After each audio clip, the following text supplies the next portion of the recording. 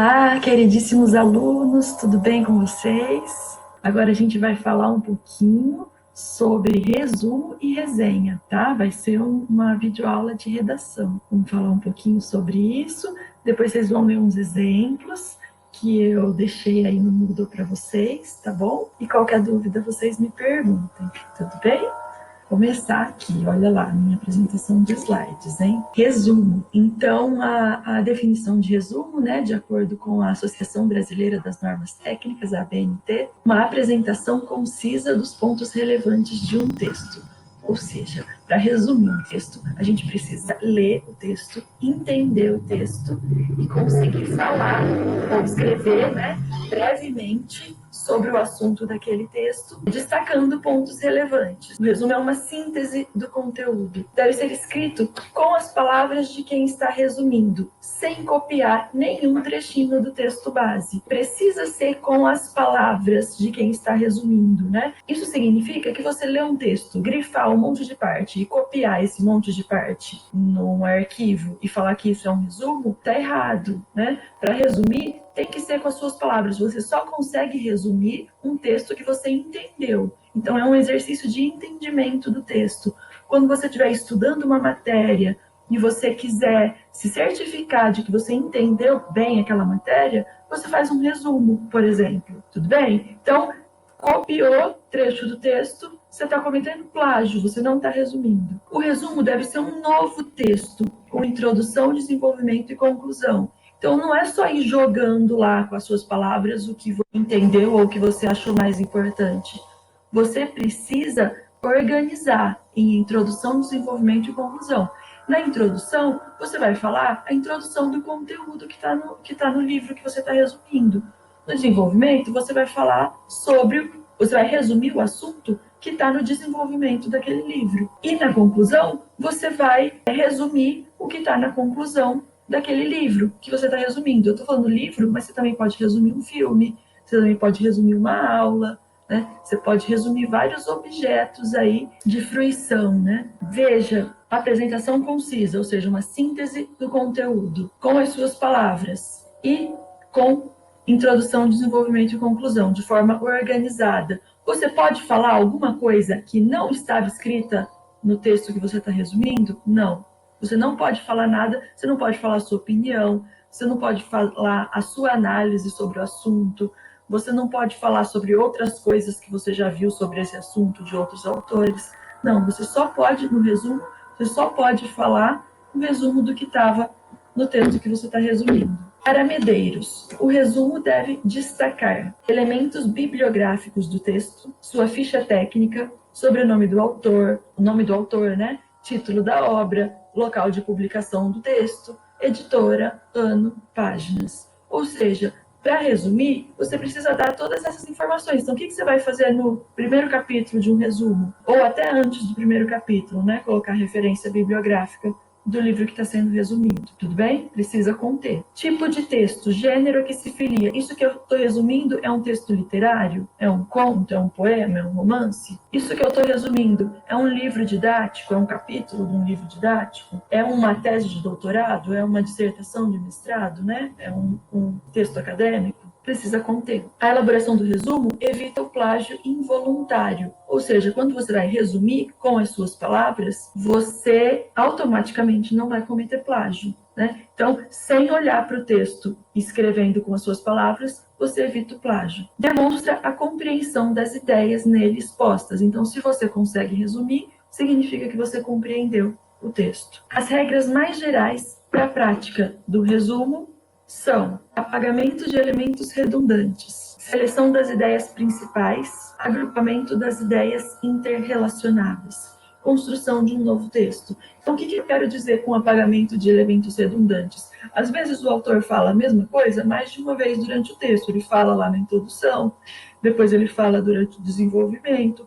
No resumo, você vai falar isso uma vez só, já que você está fazendo uma síntese, você vai falar de forma mais breve, né? Então, se você já falou uma vez no começo do texto, você não vai repetir.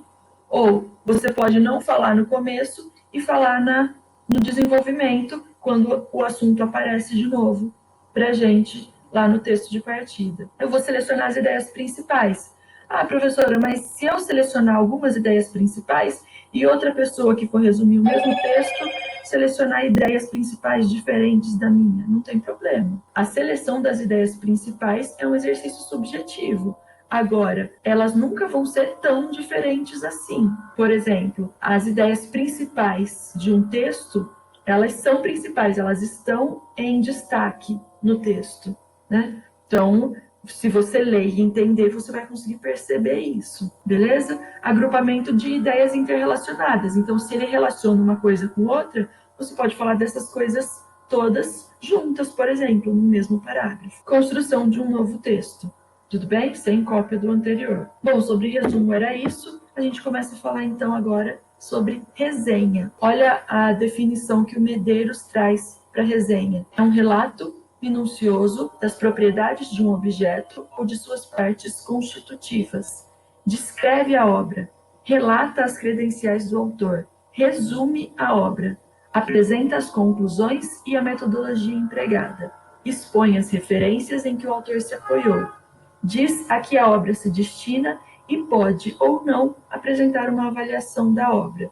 Então vejam, uma resenha contém dentro dela um resumo, mas ela traz muito mais informações sobre a obra que não só o resumo, né? Ela apresenta a obra, ela descreve a obra, ela apresenta o autor, ela traz as referências em que o autor se apoiou, ou seja, ela pode trazer outros autores que também falaram sobre aquele assunto que estão relacionados à obra. Ela diz a quem a obra se destina, qual que é o público-alvo dessa obra. É uma obra para crianças? É uma obra para adultos? É uma obra para pessoas leigas no assunto? Ou é uma obra para pessoas especializadas no assunto? E ela pode ou não apresentar uma avaliação da obra. Então, a gente vai ter mais de um tipo de resenha. Vai ter um tipo de resenha que não traz nenhuma opinião do resenhista, só apresenta a obra e descreve. E vai ter outro tipo de resenha que faz uma avaliação da obra, ou seja, que traz a opinião sobre a obra de quem está escrevendo a resenha. É isso que a gente vai ver agora. A gente vai falar sobre resenha crítica e resenha descritiva. Só pelo nome já dá para perceber que a resenha crítica traz uma avaliação da obra, traz uma opinião. E a resenha descritiva não traz opinião. Então, olha lá, resenha descritiva ou crítica. Então, existem dois tipos de resenha. A resenha descritiva, sem nenhum tipo de opinião ou avaliação do resenhista sobre a obra. Resenha crítica, com opinião do resenhista e recomendação ou não do objeto resenhado. Então, eu li um texto, estou fazendo uma resenha crítica sobre ele, e eu vou recomendar a leitura para as pessoas, porque eu gostei, etc. Vou justificar essa recomendação. Ou, não vou recomendar a leitura, porque eu não gostei por tais motivos, né? Então, vou falar a minha opinião sobre o texto que eu estou resenhando, ou sobre o filme que eu estou resenhando, e etc.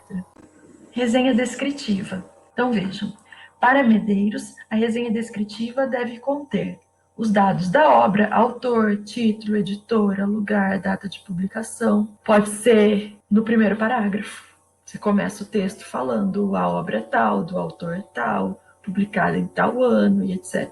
Depois, a descrição das partes e capítulos. Pode ser no segundo parágrafo ou até no primeiro, junto com os dados da obra, né? Você vai falar como que ele... Então, ele vai falar sobre o assunto tal. Como que ele vai falar? Ele vai falar dividindo em algumas partes. Você pode falar o nome dos capítulos, se você quiser, né? Você está apresentando a obra. Então, você vai falar pro leitor, ó, se você pegar esse livro para ler, ele tem tantas páginas, ele fala sobre tal assunto, de tal forma, dividindo em tais capítulos. Depois, um resumo da obra, salientando objeto, objetivo e gênero. Então, vejam que a resenha contém um resumo, mas ela não é simplesmente um resumo da obra, ela é uma apresentação. Então, ela vai conter vários outros aspectos da obra, além de uma síntese do conteúdo, né? Métodos utilizados para a construção da obra. Então, se vocês observarem no exemplo que eu coloquei para vocês aí no Moodle, né, de resenha descritiva, vocês vão perceber que vai falar qual foi a metodologia utilizada pela autora. Então, ela cita determinada teoria científica para fazer a sua obra, ela cita autores, ela fez uma pesquisa bibliográfica para poder escrever sobre aquele assunto, né? A resenha descritiva vai trazer o ponto de vista que o autor que escreveu aquele texto que você está resenhando defende, né? E não o ponto de vista do resenhista, porque é uma resenha só descritiva, não vai trazer a opinião de quem está escrevendo a resenha, tudo bem?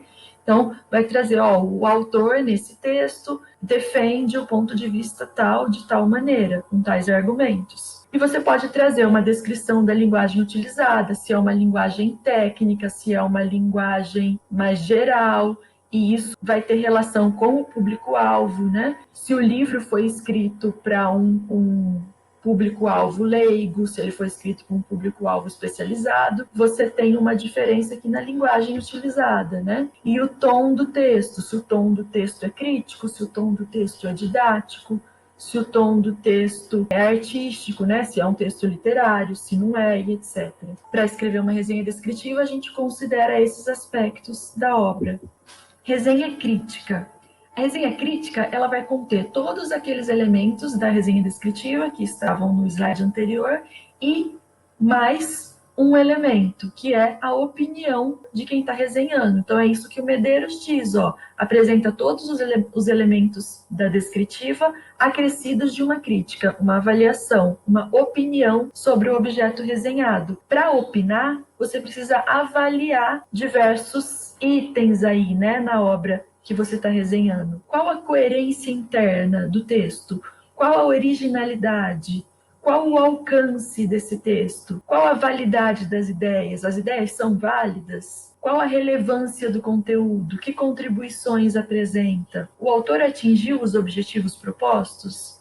A profundidade na exposição de ideias? A tese foi demonstrada com eficácia? A conclusão está apoiada em fatos? Quando você analisa tudo isso, você consegue formar uma opinião sobre o assunto.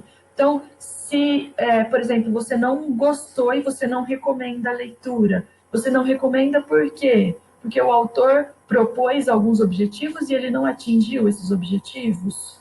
Ou porque ele não demonstrou a sua tese com eficácia? Não se aprofundou no assunto? Então, percebam que esses já são elementos de opinião. Então, qual que é a ideia aqui? Diferença de resumo e resenha. Resumo é uma síntese do conteúdo. A resenha é uma apresentação da obra, que pode ser com ou sem opinião. Tanto o resumo quanto a resenha são textos autorais, com introdução, desenvolvimento e conclusão. Então, você vai escrever uma resenha sobre determinado filme ou determinado livro, você vai introduzir primeiro. Na introdução você vai falar o que é que você está resenhando, qual é o assunto principal, você pode apresentar o autor e etc. Depois, no desenvolvimento, você vai trazer o resumo e aspectos de metodologia e etc.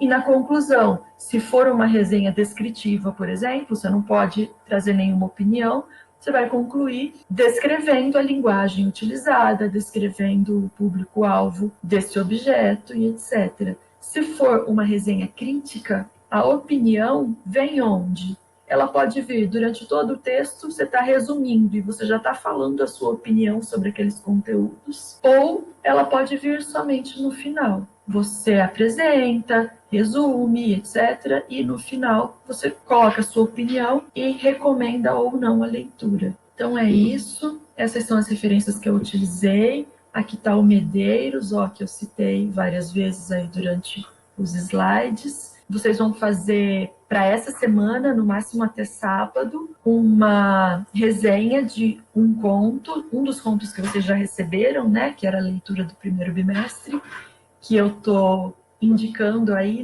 da Lígia Fagundes Telles, né, que eu estou indicando aí na atividade abaixo. E vocês também vão fazer uma resenha crítica para o nosso terceiro encontro de português, uma resenha crítica sobre outro dos contos que vocês leram para esse bimestre. Tá nos avisos lá em cima na página do Moodle, tá bom? Beijo a todos, qualquer coisa me perguntem aí as dúvidas. Até a próxima!